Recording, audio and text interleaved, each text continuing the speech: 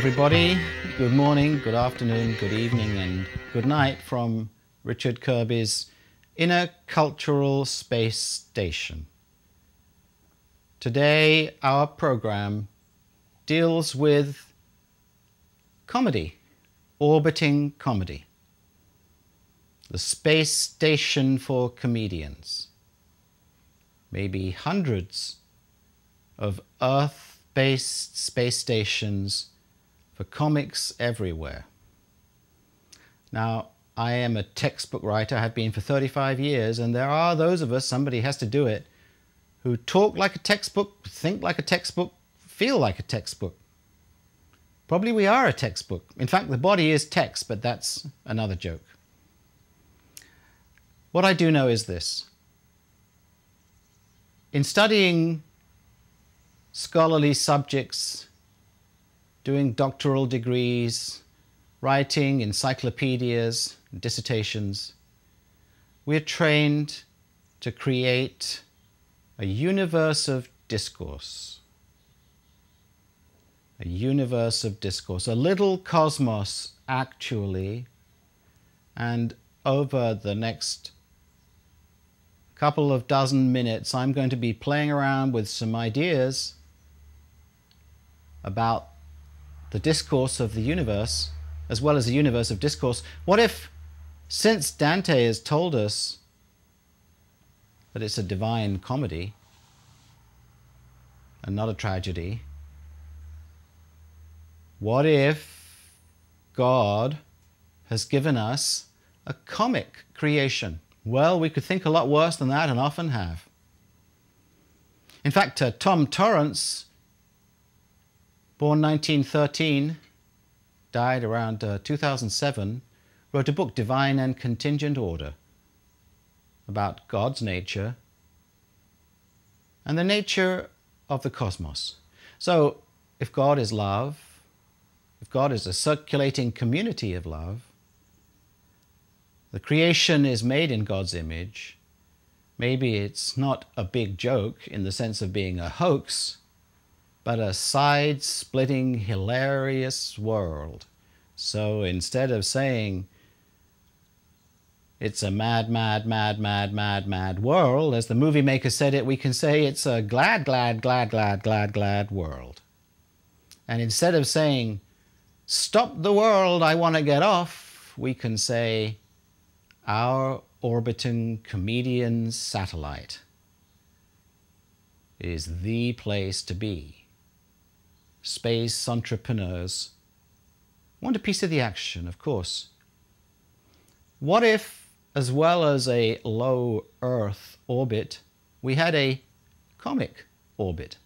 Or even better, an entertainment orbit. I keep saying what if because as the president of a space university, I get to talk about astronomy and rocket science and all good things that come from outer space. And there's a lot of things. It's the work of Bob Crone, our provost, to talk about peace on Earth from space. Or isn't that just another way of saying the heavens are smiling? As the psalmist said, I think in Psalm 8, the heavens declare the glory of God. No, it's not Psalm 8. That was my deliberate error. But I want to be a comedian because, for one thing, it protects us from taking ourselves too seriously. And I want my viewers, listeners, students, staff, faculty, descendants, ancestors to be comedians too. I want to rethink.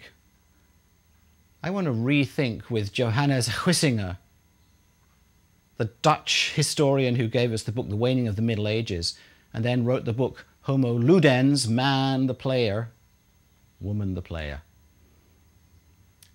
I want to rethink what it means not to be a citizen of the Milky Way, but to be a citizen of a world of comedy. I like to use the phrase, a laugh-a-lot. You heard of Sir Lancelot? Well, I want to find out how we can all be citizens of the cosmos of laughter. We're all in the business of becoming Sir Laugh-a-Lot and his lady, Guinevere, otherwise known as Have No Fear.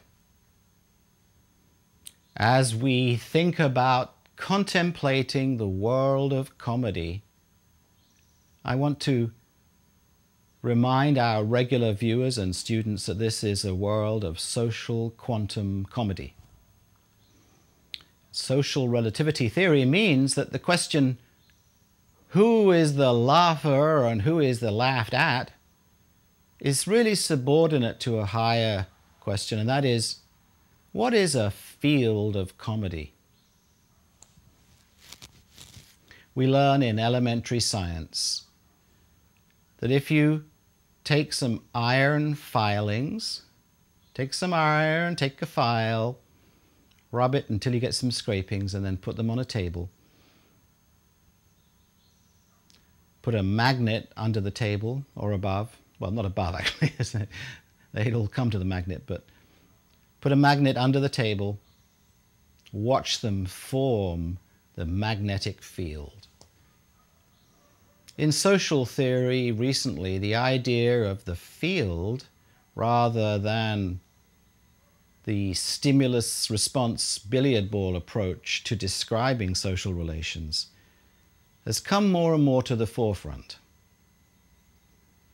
We have to be pretty light-hearted in asking ourselves, what is a comic field? I know that it would be a comic field if I got onto a football field, that's for sure. The field is a complex reality that weaves together different creatures and features,